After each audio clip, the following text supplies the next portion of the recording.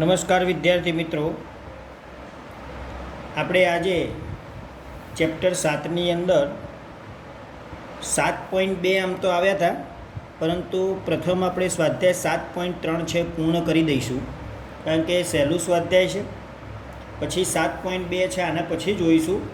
તો પહેલાં સ્વાધ્યાય 7.3ની અંદર પહેલાં આપણે એ સમજીએ કે ત્રિકોણનું ક્ષેત્રફળ શોધવા માટેના સૂત્રો કયા. તો ત્રિકોણનું ક્ષેત્રફળ શોધવા માટેનું સામાન્ય રીતે સૂત્ર આપણે તમે અત્યાર સુધી જે સમજો છો બાજુઓના માપ ઉપરથી, એટલે કે ત્રિકોણનું ક્ષેત્રફળ શોધવા માટેનું સૂત્ર 1/2 પાયો ગુણ્યા વેદ. જ્યારે ત્રિકોણનો પાયો અને વેદ આપેલા હોય ત્યારે ત્રિકોણનું ક્ષેત્રફળ શોધવા માટેનું સૂત્ર આપણે અત્યાર સુધી આનો ઉપયોગ કરતા હતા. પરંતુ ત્રિકોણ જે છે એના 3 શિરોબિંદુઓ આપેલા હોય, એટલે કે એના યામ x1 y1 હોય, બીના યામ x2 y2 હોય, સીના યામ x3 y3 હોય. તો એ બી સી શિરોબિંદુવાળા ત્રિકોણ એબીસીનું ક્ષેત્રફળ શોધવાનું સૂત્ર કયું છે? તો આપણે ક્ષેત્રફળ શોધવાનું સૂત્ર જે છે એ આપણે જોઈએ. તેનું સૂત્ર મિત્રો કઈ રીતે આપેલું છે? તો ત્રિકોણ એબીસીનું ક્ષેત્રફળ, એટલે કે એબીસીનો અર્થ શું? કે ત્રિકોણ એબીસીનું ક્ષેત્રફળ, જેમાં પહેલાં લખવાનું 1/2, પછી આવશે માનાંક. માનાંકની અંદર શું આવે? તો પહેલાં એમના એક્સ યામ કયા છે? 3 શિરોબિંદુઓના એક્સ યામ કયા? તો પહેલાં આપણે x1 લખવાનો, અને કૌંસની બહાર પાછું બીજું લખવાનું x2, પાછું એની જોડે કૌંસ, અને ત્રીજું શિરોબિંદુ લખવાનું x3, એની બાજુમાં કૌંસ અને માનાંક પૂરો. એટલે x1 કૌંસ વત્તા x2, પછી કૌંસ વત્તા x3 અને કૌંસ. હવે x1 લખ્યો હોય તો એ આખું જે એ શિરોબિંદુ છે એના પછી જોવાનું. તો x1 લખ્યા પછી શું આવે છે? તો x2 y2. તો x1 જે શિરોબિંદુનો x યામ છે એના પછી આવતું શિરોબિંદુ છે એના y યામોનો તફાવત લેવાનો.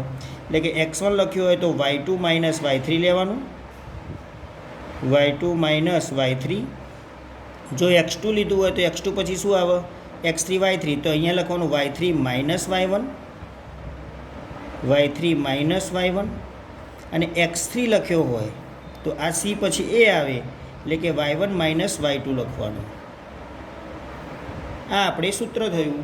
ફરીથી x1 કૌંસમાં y2 minus y3 plus x2 કૌંસમાં y3 minus y1 plus x3 કૌંસમાં y1 માઇનસ y2.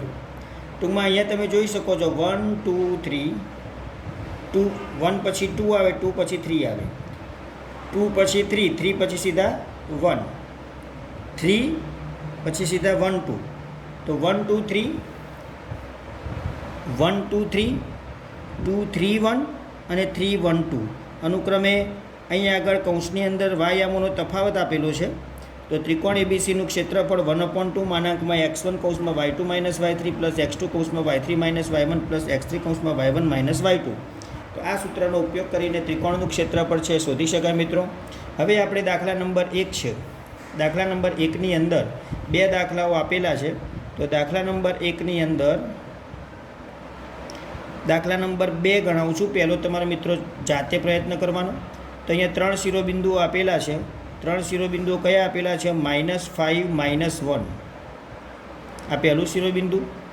બીજું શિરોબિંદુ આપેલું છે 3 -5, અને ત્રીજું શિરોબિંદુ આપેલી છે 5 2.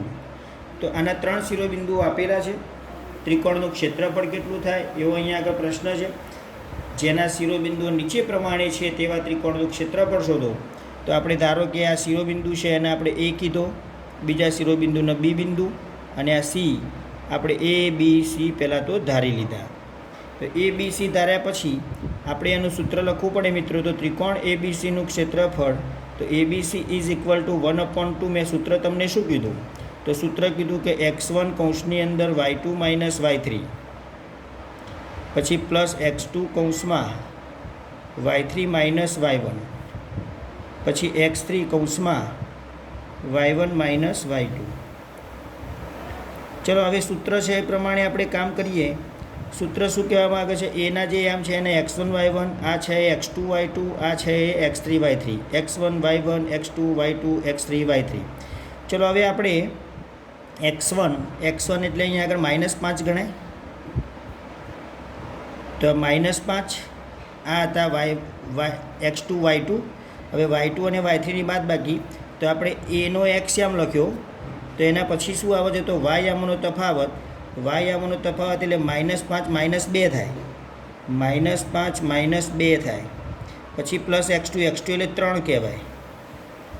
y3 માઇનસ y1 એટલે આપણે આ બીનો 3 લખ્યો, તો આપણે બીને કાઢી નાખવાના. પછી સી આવે છે, તો 2 માઇનસ -1 એટલે +1 થઈ જાય મિત્રો. એના પછી સીનો એટલે કે x3 શું લખાય? તો x3 5 છે. તો x3 5 છે, તો સીને આપણે દબાઈ દઈએ. તો સીને દબાયા પછી શું આવે? તો -1 -5 એટલે +5 થાય અને માનાંક અહીંયા આગળ પૂરો થઈ જાય. તો ઇઝ ઇક્વલ ટુ 1/2 માનાંકમાં -5 -2 -7 થાય, પ્લસ 3 2 ને 1 3 થાય, પ્લસ 5 માંથી 1 જાય તો 4 થાય. માનાંક પૂરો. Is equal to 1/2 7 × 5 minus plus 3 × 9 અને 5 × 20. તો ઇઝ ઇક્વલ ટુ 1/2 આ બધાનો સરવાળો કરી દઈએ. 20 35 55 અને 9 64 ધન 64નો માનાંક 64 જ થાય. તો 64ના અડધા કેટલા થાય મિત્રો? 32 થાય. તો આપણે આ રીતે 32 છે જવાબ મળ્યો.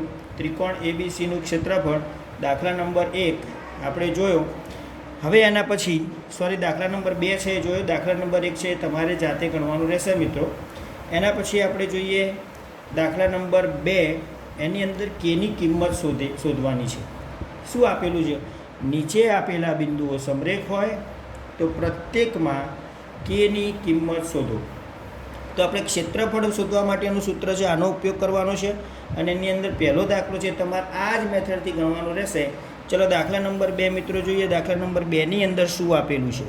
તો દાખલા નંબર 2 એની અંદર શું આપેલું છે? નીચે આપેલા બિંદુઓ સમરેખ હોય તો કેની કિંમત શોધો. અહીંયા આગળ સમરેખ આપેલા છે. તો પહેલું બિંદુ છે એને મિત્રો આપણે એ કહીએ, એ 7 - 2. બીજું બિંદુ છે એને બી કહીએ, બી છે 5 1. અને ત્રીજું બિંદુ આપેલું છે સી, જેને આપણે 3K કહીએ. તો આપણે શું કરવાનું મિત્રો? એ બી સી ધારી લીધા.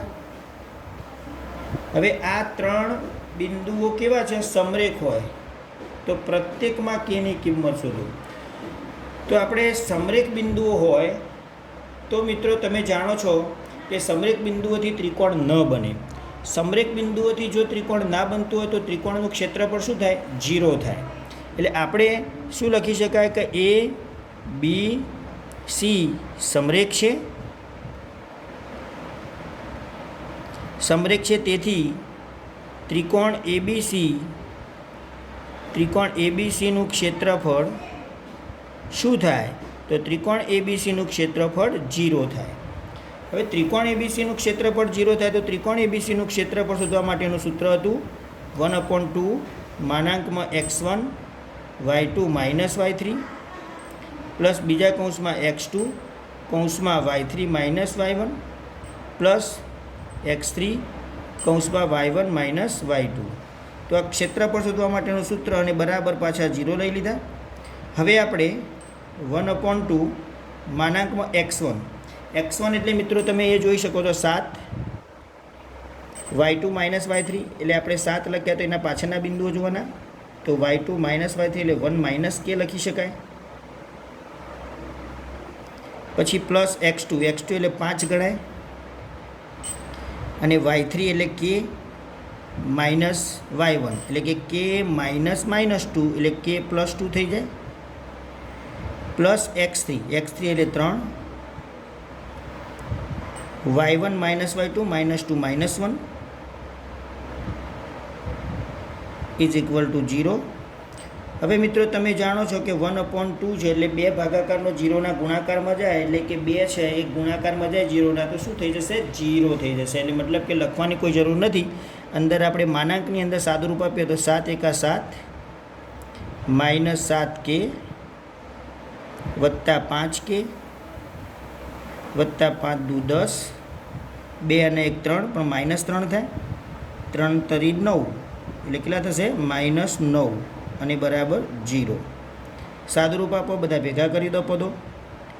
તો 7 10માંથી 9 જાય તો 1, 10માંથી 9 જાય તો 1, 7 અને 1 8 થાય.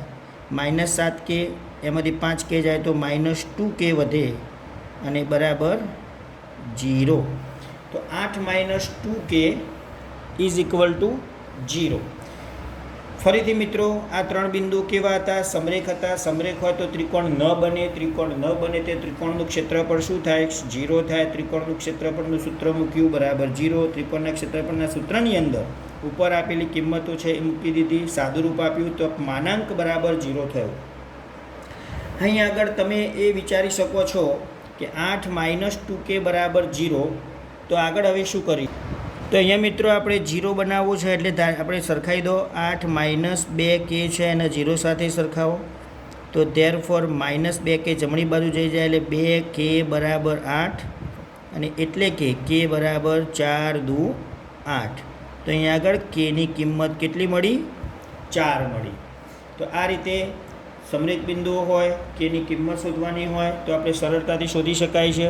તો એના પછી આપણે બીજો દાખલો એક જોઈએ.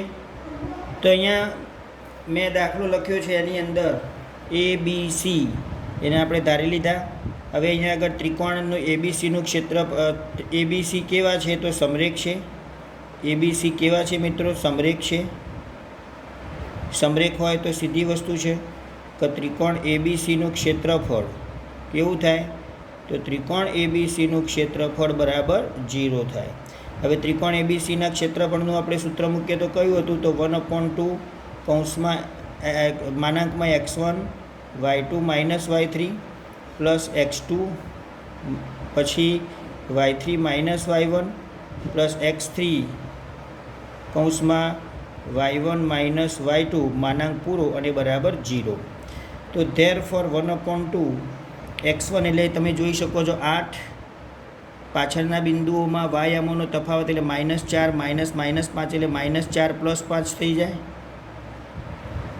પછી x2 એટલે k લઈ શકાય અને y3 એટલે -5 -1. પછી x3 એટલે 2 લખાય. y1 - y2 એટલે કે 1 - -4 એટલે કે 1 + 4 માનાંક પૂરો બરાબર 0. સાદુરૂપ આપો. 1/2 5માંથી 4 જાય તો 1, 5માંથી 4 જાય તો 1, 8 × 8 -5 -1 -6 -6k સાથે ગુણાય તો -6k થાય. 4 અને 1 5, 5 × 2 10 થાય અને બરાબર 0. અહીંયા આગળ મેં કીધું એ પ્રમાણે 1/2 છે 2 ભાગાકારમાંથી 0ના ગુણાકારમાં જાય 0 થઈ જાય તો માનાંક જ વધશે. 10 અને 8 18 થાય અને -6k બરાબર 0. તો આપણે આ જે પદ છે એને 18 - 6k એને 0 સાથે સરખાઈ દેવાના.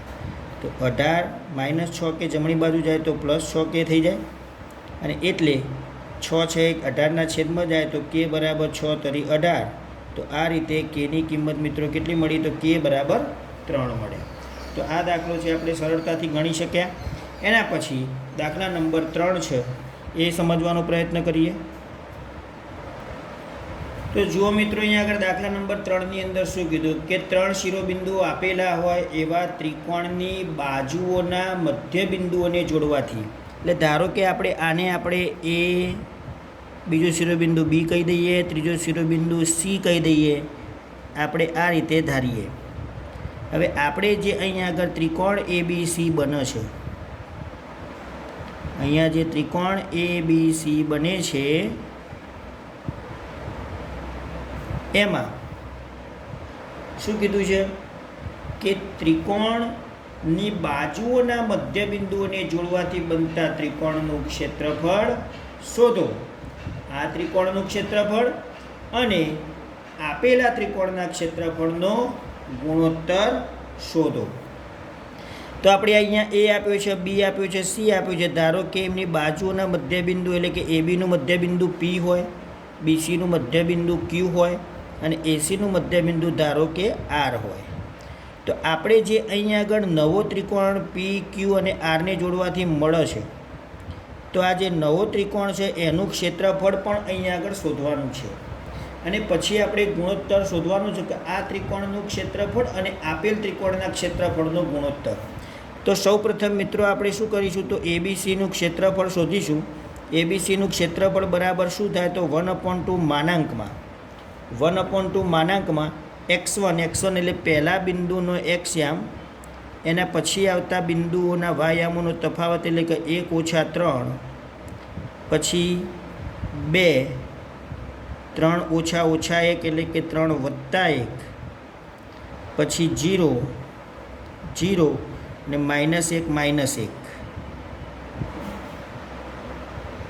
માનાંક પૂરો ઇઝ ઇક્વલ ટુ 1/2. 0 સાથે આ ગુણાય તો શું થઈ જાય, 0 થઈ જાય.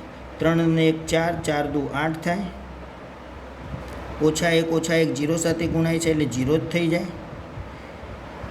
તો 1/2 8 0 0નો સરવાળો 8 જ થાય. માનાંક કાઢી નાખીએ, 8 થઈ જાય. 2 × 4 = 8. તો ત્રિકોણ એબીસીનું ક્ષેત્રફળ કેટલું મળ્યું મિત્રો, 4 મળ્યું.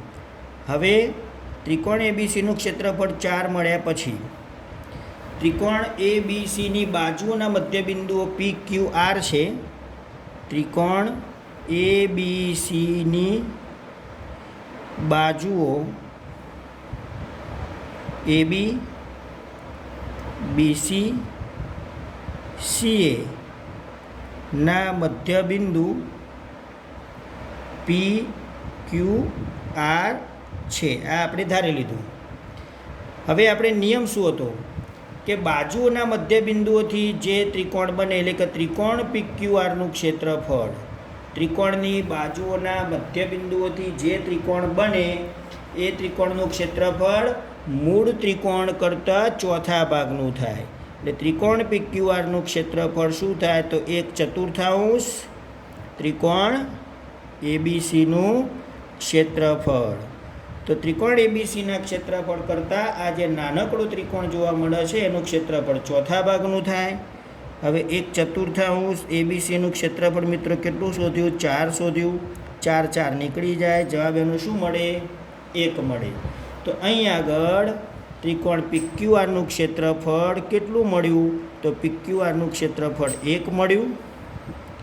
હવે અહીં આગળ ગુણોત્તર શોધવાનું કીધું છે કે PQRનું ક્ષેત્રફળ અને ABCના ક્ષેત્રફળનો ગુણોત્તર.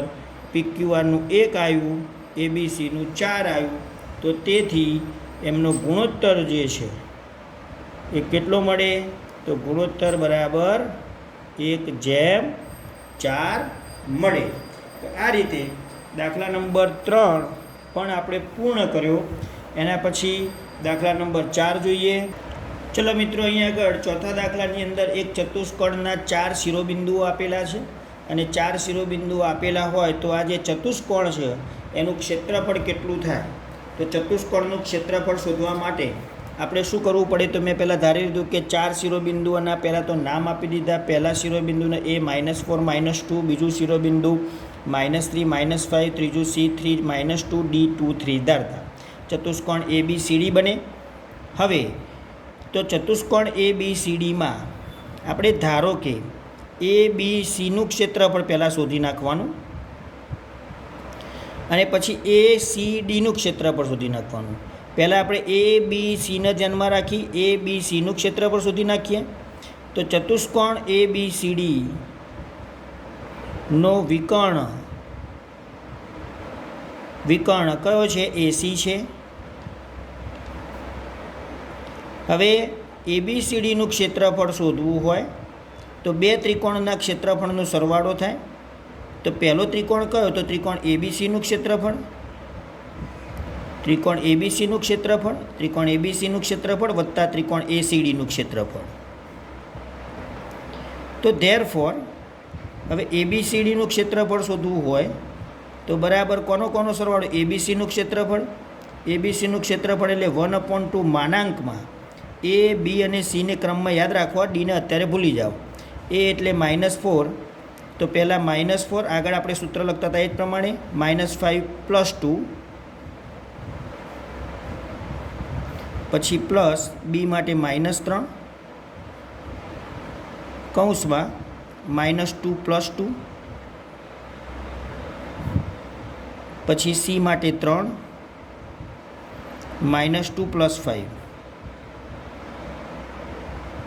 માનાંક પૂરો 1 પ્લસ 1/2 આપણે પહેલાં ABCનું ક્ષેત્રફળ જે છે એના માટેનું જ લખ્યું. પછી ACDનું ક્ષેત્રફળ. ACD માટે Aને, Cને અને Dને ધ્યાનમાં રાખવાના, Bને ધ્યાનમાં નહીં રાખવાના. ત્યાં આગળ મેં અંગૂઠો મૂકી દીધો.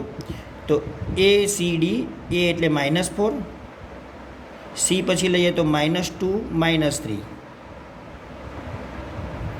પછી C માટે 3 + 2 પછી 2 -2 + 2. તો આપણે અહીંયા આગળ બે વખત સૂત્ર મૂકવાના. ત્રિકોણ ABCનું ક્ષેત્રફળ શોધવા માટેનું સૂત્ર મૂક્યું પ્લસ ત્રિકોણ ACDનું ક્ષેત્રફળ શોધવા માટેનું સૂત્ર મૂક્યું. હવે મેઇન પ્રશ્ન અહીંયા આગળ સાદુરૂપ આપવાનો. તો સાદુરૂપ આપી દઈએ. -5 + 2 -3 થાય. ઓછા વત્તા 4 તરી 12 થશે.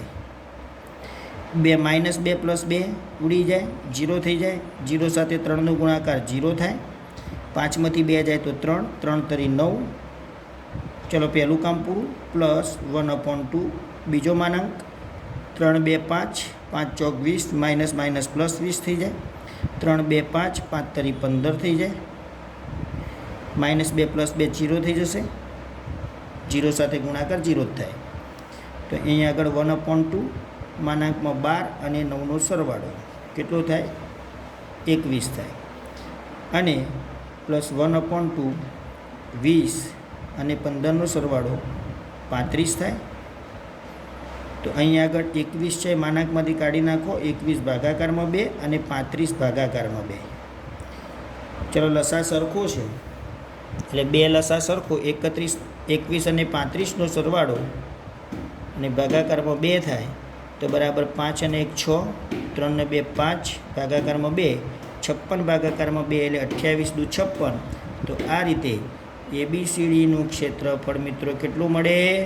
28 મળે. તો ચતુષ્કોણનું ક્ષેત્રફળ શોધવું હોય તો એ ચતુષ્કોણને કોઈ એક વિકર્ણ દોરી અને બે જે ત્રિકોણો કોઈ એક વિકર્ણ દોરી અને જે બે ત્રિકોણો જોવા મળે છે એ બંને ત્રિકોણોના ક્ષેત્રફળ તમે અલગ અલગ શોધી અને પછી સરવાળો કરી શકો અને સાથે બંનેના ક્ષેત્રફળનો સરવાળો કરીને પણ જવાબ શોધી શકો. તમને જે રીતે ફાવે એ રીતે તમે દાખલો છે ગણી શકો. એના પછી દાખલા નંબર 5 આ સ્વાધ્યાયનો છેલ્લો દાખલો જોઈએ. ચાલો મિત્રો, દાખલા નંબર 5 છે એની અંદર એવું કહેવું છે પ્રશ્નની અંદર કે ત્રિકોણ ABC જેના 3 શિરોબિંદુઓ આપેલા છે. હવે આ ત્રિકોણની કોઈ એક મધ્યગા દોરવામાં આવે. મધ્યગા મેં અહીંયા આગળ દોરેલી છે. AD છે એ મધ્યગા છે. AD મધ્યગા હોય તો એનાથી બનતા બે ત્રિકોણ. તો બે ત્રિકોણો કયા કયા બન્યા? તો આપણે આ પહેલો ત્રિકોણ બને છે અને આ બીજો ત્રિકોણ બને છે. તો પહેલો ત્રિકોણ ABD અને બીજો ત્રિકોણ ADC, આ બંને ત્રિકોણ જે બની રહ્યા છે એ બંનેના ક્ષેત્રફળ સમાન થાય કે નહીં આ વસ્તુ છે આપણે ચકાસણી કરવાની છે. તો આપણે પહેલાં તો લખીશું કે ધારો કે ત્રિકોણ ABCની મધ્યગા એડી છે, ડી એ કોનું મધ્યબિંદુ થાય તો બીસીનું મધ્યબિંદુ છે. તો એ ત્રિકોણ એબીસીની મધ્યગા એડી છે, ડી એબીસીનું મધ્યબિંદુ છે. હવે મિત્રો હું તમને એ કહી દઉં કે જો ડી એ બીસીનું મધ્યબિંદુ હોય તો ડીના યામ કેવી રીતે શોધી શકાય?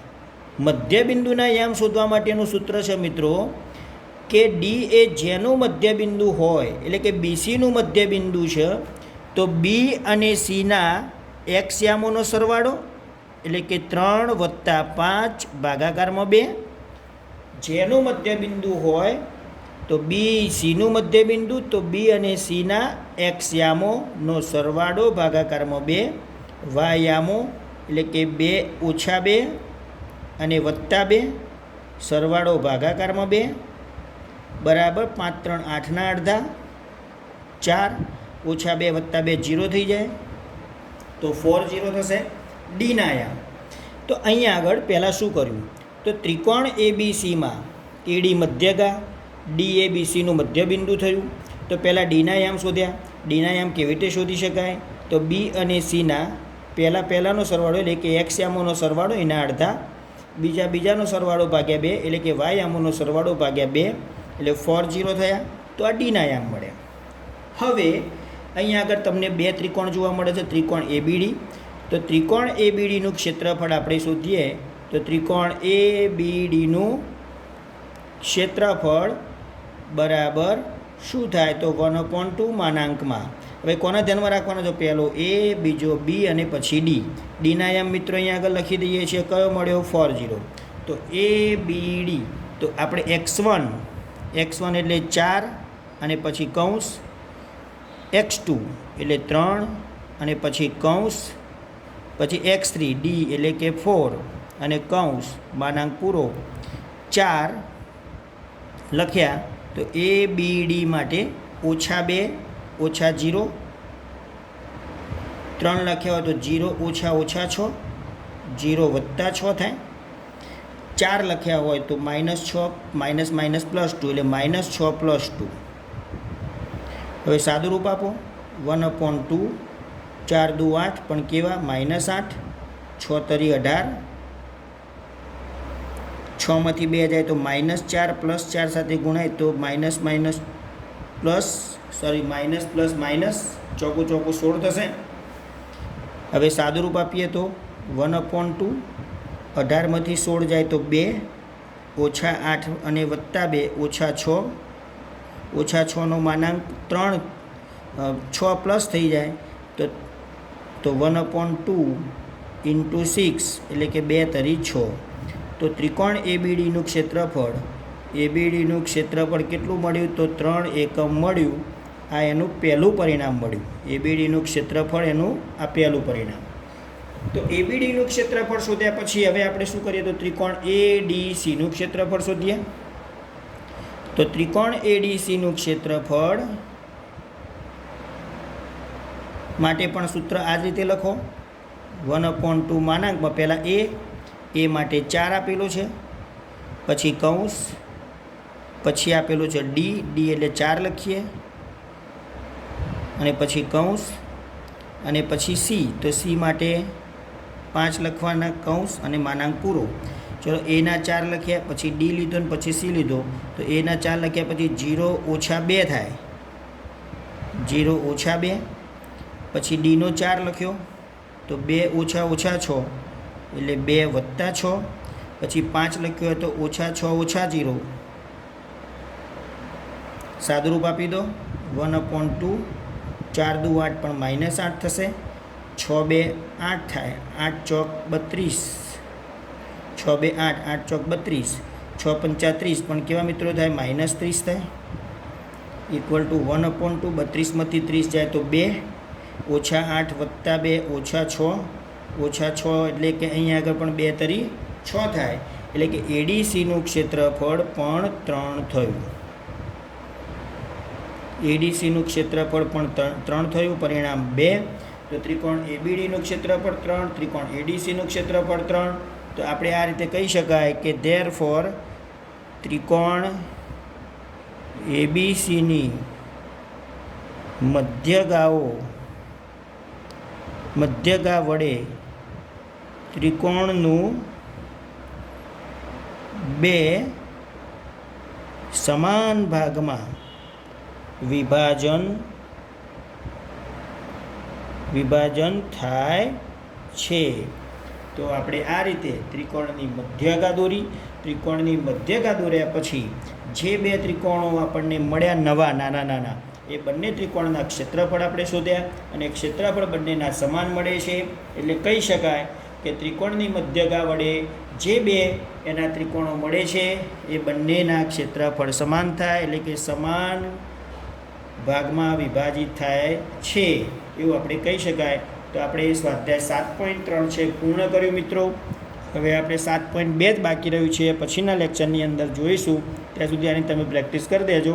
ઓકે, ચલો બાય બાય.